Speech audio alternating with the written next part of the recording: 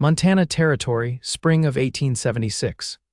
The wind came down from the crazy mountains sharp as broken glass, and Katherine Coleridge stood in the ruins of what used to be her life.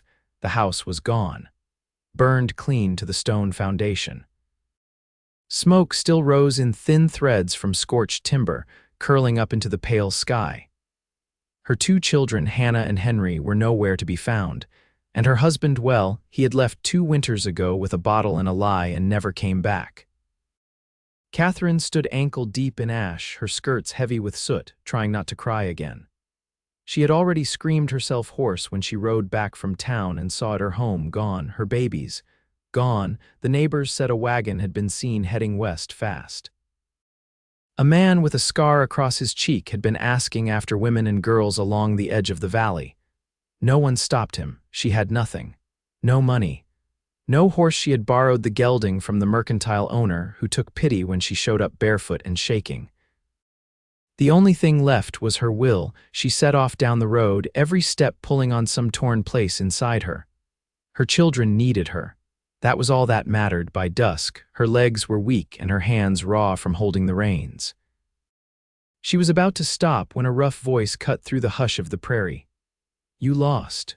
A man stepped from behind a cottonwood, rifle in hand. He was tall, broad across the shoulders, with sunburned skin and a wild tangle of dark brown hair under his hat. His shirt was patched in 2 places, his boots scuffed with dust. "I am looking for my children," Katherine said, not bothering to hide the shake in her voice. "They were taken 2 days ago. They're only 6 and 8. The man's eyes darkened. He lowered the rifle. "You got a name?" "Katherine Coleridge." He nodded once. "I'm Montgomery Whitlow. Folks call me Monty." He looked at the empty road behind her. "You riding alone?" "I do not have a choice." "You do now." She blinked. "I saw a wagon 2 days back. Man driving it had a scar on his cheek." Headed toward the Gallatin Range. Monty stepped closer. "I will take you to them." "Why would you help me?" His gaze didn't waver. "Because no child should be taken like that, and no mother should be left to chase ghosts alone." Katherine's throat tightened. She nodded. They rode together that night, taking turns sleeping in short shifts beside a fire that flickered low under the stars. Monty gave her his coat when the wind picked up and said nothing when she cried softly into it. By the second day, they tracked the wagon prints through a narrow pass. Monty moved like a man born in the saddle, quiet and sure.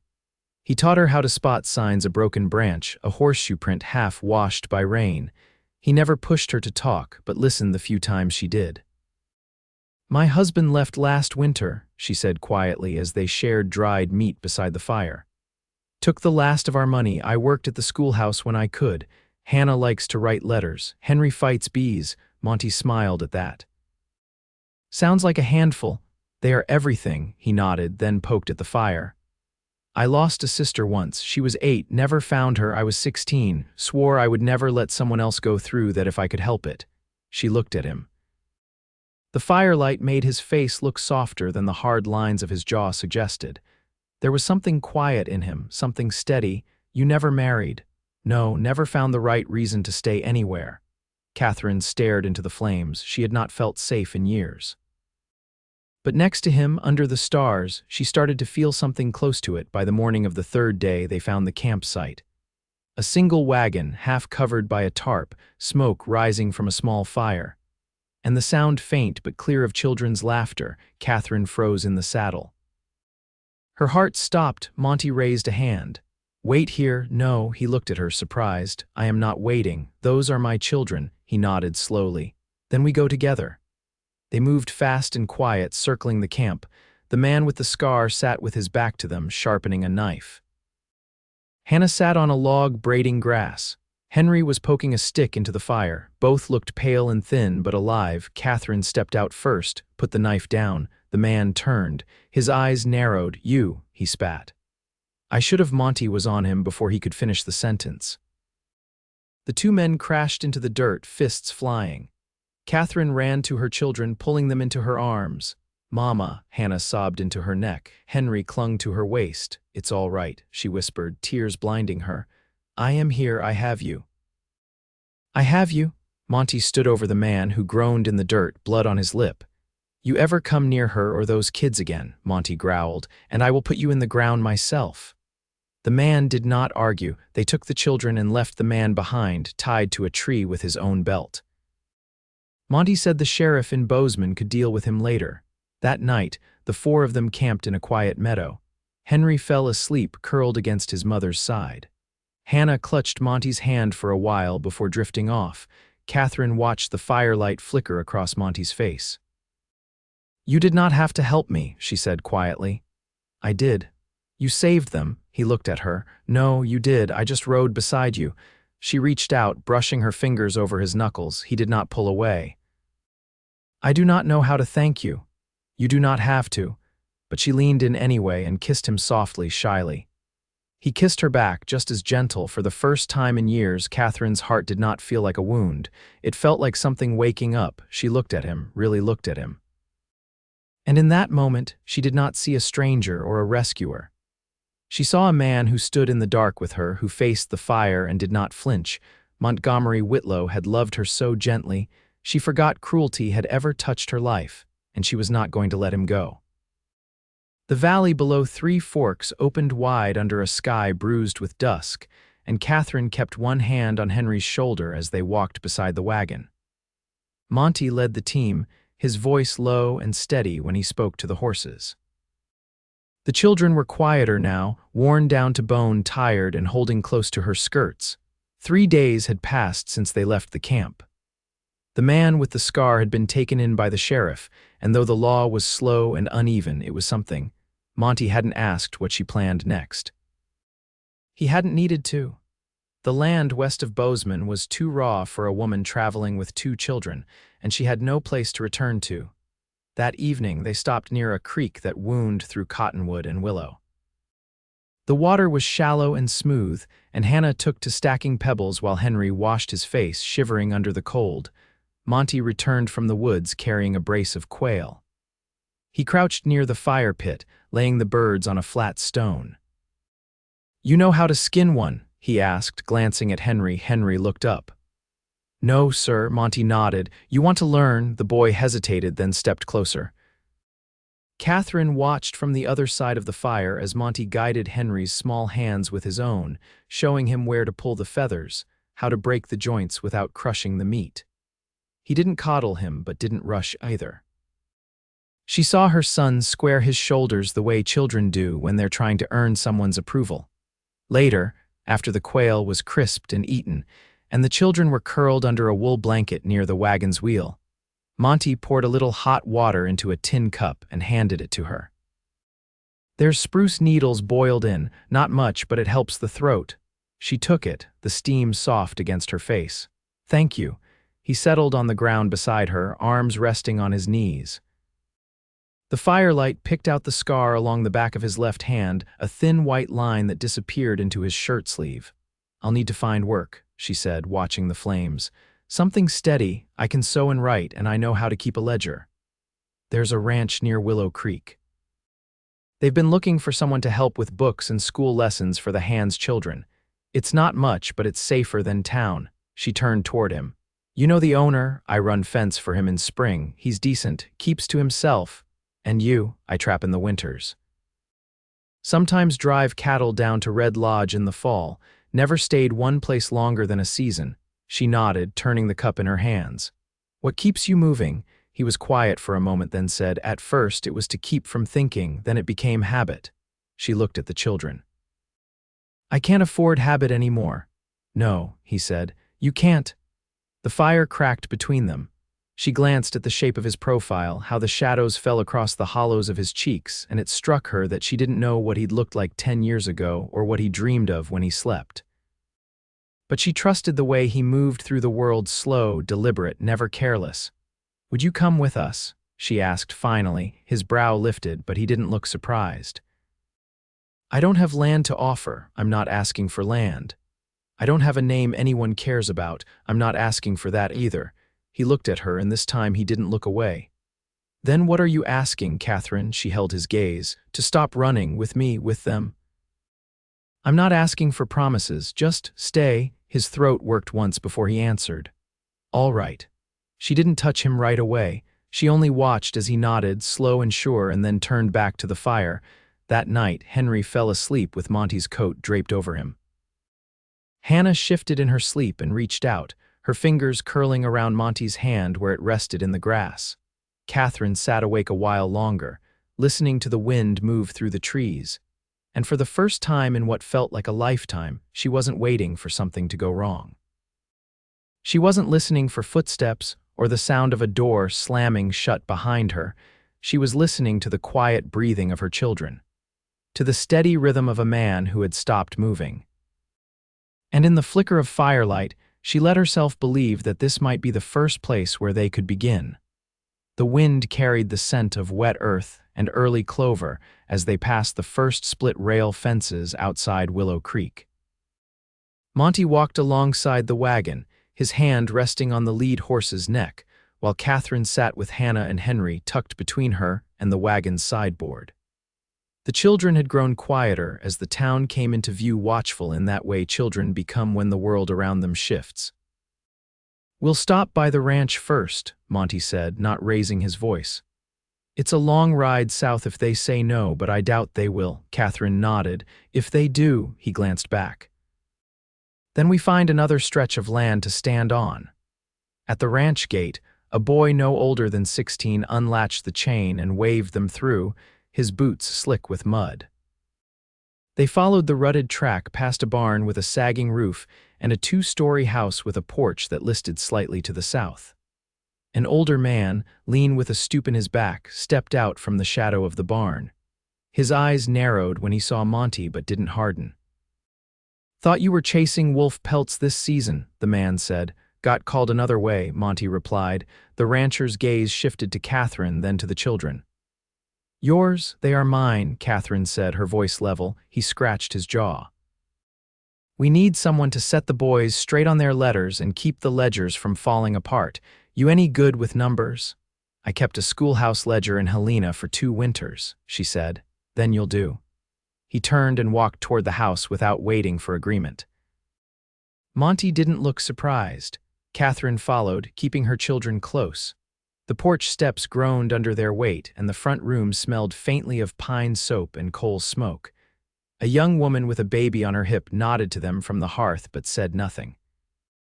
They were given a loft room above the kitchen, a narrow space with slanted rafters and an iron-framed bed. The mattress sagged a little in the middle, but it was clean. Henry climbed onto it with a soft sigh, and Hannah leaned against the wall, watching a spider stitch itself into the corner of the window. Monty brought up a pail of water and set it by the door. "I'll bunk in the hay shed," he said. "It's dry enough." She stepped out onto the landing with him, folding her arms against the chill. "You don't have to sleep in the hay." "I do," he said simply, "until we figure what this is." "It's not nothing," she said. He leaned against the post, watching the late light slant across the fields. "I know that." The first days passed in a slow rhythm. Katherine took over the small desk in the main room, writing out inventory lists and correcting the boys' spelling by lamplight. Hannah helped in the kitchen, shelling peas or peeling potatoes, her sleeves rolled up. Henry tagged after the ranch hands, fetching tools and asking questions in a voice that grew less timid by the day. Monty worked the fence line with the others but returned each evening without fail. He brought small things: dried apples, a carved whistle, a blanket stitched with blue thread. Never with flourish, just tucked under his arm, handed over with a quiet word. One evening, after the children had gone to bed and the house had settled into its hush, Katherine stepped outside. The air was thick with the scent of clover and smoke. She found him by the paddock, leaning against the fence, polishing his saddle with slow, steady strokes. "They gave me a key to the ledger box today," she said, his hand stilled. "That's trust." "It is." She walked closer, careful not to trip over the uneven ground. "The children sleep better now." I noticed. Her fingers curled around the top rail beside his. "I used to think safety meant being alone." "Less to lose. You've lost enough." "I don't want to lose this." He turned his head, and for the first time she saw something unguarded in his expression, not softness exactly, but something close to surrender. "You won't," he said. She stepped in, so their shoulders touched. The night hummed around them, the quiet broken only by the sound of a horse shifting in the barn. "Monty," she said, her voice low, "I'm not afraid of starting over, but I don't want to do it halfway." He turned toward her, one hand coming to rest at the edge of her waist. "I haven't belonged anywhere since I was 17. I never thought I would again." "Then let this be the first place," she said. He didn't answer with words. He leaned in, pressing his forehead to hers, and the stillness between them was so whole, so unshaken, it felt like the very earth had paused to listen. In the days that followed, they didn't make declarations. They didn't need to. He began rising early to bring water to the loft before the children woke. She left a folded shirt by the barn door when she mended its torn sleeve. They moved around each other like two halves of one life, not spoken aloud, but lived fully. And when Henry ran to him one morning with a skinned knee and no fear in his voice, Monty lifted the boy without hesitation and said, "Let's see what we can do." Katherine watched from the porch, her hands still damp with soap, and her heart swelled with something so full and deep, it made her breath catch. This was not the life she had imagined. It was better. It was hers, and it was his too. The first frost came early that year, whitening the grass before dawn and sheeting the troughs with a thin skin of ice. Katherine woke to the sound of boots on the stairs Monty's tread, deliberate but careful not to wake the children. She pulled on her shawl, tying it close, and stepped quietly down after him. He was outside already, crouched near the fence post with a lantern balanced on a stump. A coil of barbed wire lay beside him, and his breath clouded the air. She didn't speak, just watched him work, the silence between them light and easy. "You came down quiet," he said after a moment, not looking up. "You'd have scolded me if I hadn't." "I would have tried," he said, standing. "This bottom stretches come loose. I reckon it'll keep if I double it through." She stepped closer, tucking her hands into her sleeves. "Do you ever tire of fixing the same line more than once? If it matters, you keep fixing it." She nodded, then touched the top rail. "I've been thinking about the schoolhouse, about asking Mr. Overby if I could use the back room for a proper class." Monty leaned on the post, his breath steady. "You want to teach again?" "I want to give the children something that lasts. Letters, numbers, something that doesn't burn." He studied her face. "You think he'll say yes?" "He'll say yes if someone repairs the windows and hauls in a stove." "I reckon I could manage that." They stood quiet again, the grass hissing faintly under the creeping light. Then he said, us. "You content here?" "I am," she said, "but contentment doesn't mean I've stopped wanting." His brow lifted slightly. "I want to plant a garden in spring. I want the children to have new boots. I want to wake up beside you and not wonder if you'll be gone by breakfast." Monty reached up, wiping his hands on a rag. "I don't leave what I've chosen. You've chosen this." "I have." She stepped around the post until they stood facing each other. "Then stay in the house." He was quiet for a beat. "You sure?" "I wouldn't ask if I wasn't." He nodded once, then tipped his hat back slightly. "I'll bring my things after supper." That evening, Henry raced inside with a chicken egg clutched in both hands, announcing it was the first of the season. Hannah followed, red-cheeked from the cold, her braids tangled. Katherine caught Monty's eye across the table as she ladled stew into bowls, and the corner of his mouth crept up just enough to soften the lines around his face. Later, after the children drifted off, she found him unpacking his bundle by the hearth, just a few shirts, a worn Bible, a folding knife, and a woolen scarf that looked older than the rest. "This was my mother's," he said, holding it up. "She used to wrap it around my neck every winter, even after I was too tall to need it." Katherine touched the edge of the fabric. "She must have been kind." "She was," he said, folding it carefully. "Even when the world wasn't." They sat together on the floor, backs against the hearth, the fire throwing long shadows against the ceiling. She leaned her head against his shoulder, and he shifted to let her fit there more easily. "I don't know if I know how to be loved properly," she said quietly. "You don't have to know," he answered. "Just stay." She turned to him, her hand resting over his heart. "You're not like him, I know. You don't raise your voice. You don't turn cold. I'd sooner tear out my own tongue than speak cruel to you." She pressed her forehead against his chest and let herself breathe in the scent of pine and sun-warmed leather. He wrapped his arms around her without hesitation, his touch firm and without question. "I'm not afraid anymore," she whispered. "Then we're both free," he said. They rose together and moved through the quiet house, past the creaking stairs and into the loft where the children slept, the soft sounds of their dreams rising and falling like tide. Monty laid his bedroll beside hers, but she reached for his hand before he could settle. "Stay," she said again. This time he did, not as a guest, not as a favor, but as a man who belonged. Outside, the frost deepened, silvering the fields. But inside, warmth settled into the corners of the room, into the worn floorboards and the curve of her spine as she curled beside him. And when morning came, it wasn't the cold that woke her.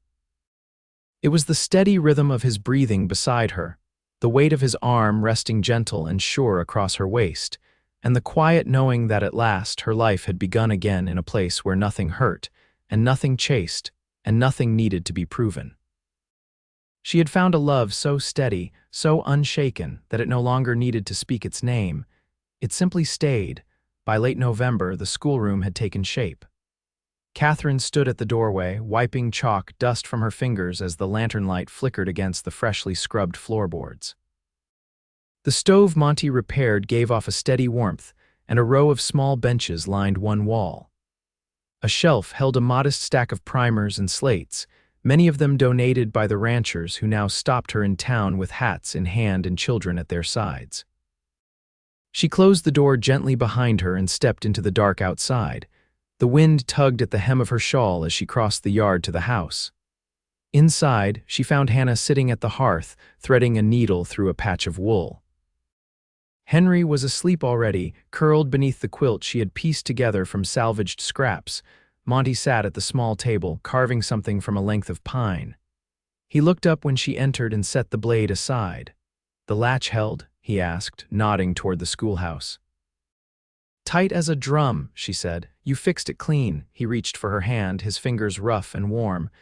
"You done more than fix a door, Katie. No one's called me that in years. You didn't forget it, though." She smiled, slow and quiet. "No." "I didn't." He stood then, drawing her gently into his arms. The feel of him solid and warm, the way his shoulder curved to hers was as familiar now as her own breath. They stayed like that while the fire dipped lower, until the house stilled and the only sound was the wind brushing against the eaves. "You ever think about marrying again?" he asked finally, his voice low. "I did," she said. "But I didn't expect it to feel like this." "Like what?" "Like peace." He kissed her forehead, then her cheek, slow and certain. "I'd ask you with a ring, but I've got nothing but what I've made with my hands." "Then give me something you've made." He stepped away briefly, returned with the pine carving. It was a small box, smooth and simple, with a carved rose on the lid. He opened it, revealing a ring twisted from silver wire, shaped with care. "It's not fine," he said. "It's ours," she answered. She slipped it onto her finger, then took his hand and pressed it flat over her heart. They married 3 days later, with the children beside them and the ranch hands gathered in a half-circle outside the schoolhouse. The preacher from over the next ridge performed the ceremony. Hannah carried a bouquet of dried wildflowers. Henry wore Monty's old Sunday suspenders, cut down to fit.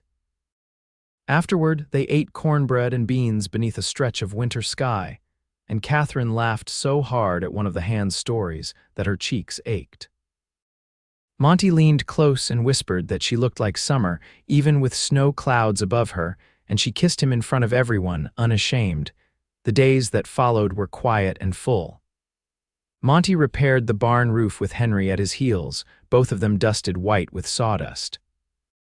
Katherine taught letters and numbers to a growing cluster of children, her voice rising above the scratch of chalk and the creak of benches.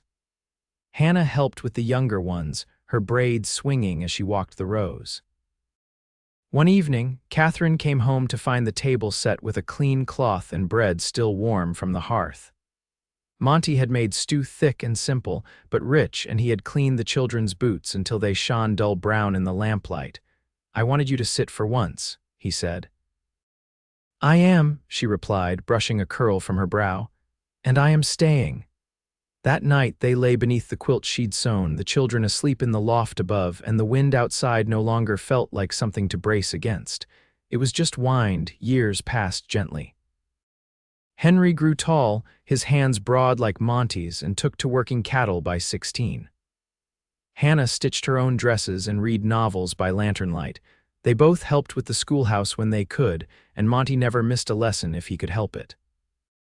Katherine kept teaching, her hair streaked with silver and her voice still strong. She planted rows of sweet peas along the fence and watched them bloom each spring, and through every season, Monty stayed. He kissed her shoulder in the mornings, held her hand in the evenings, and never once left her wondering.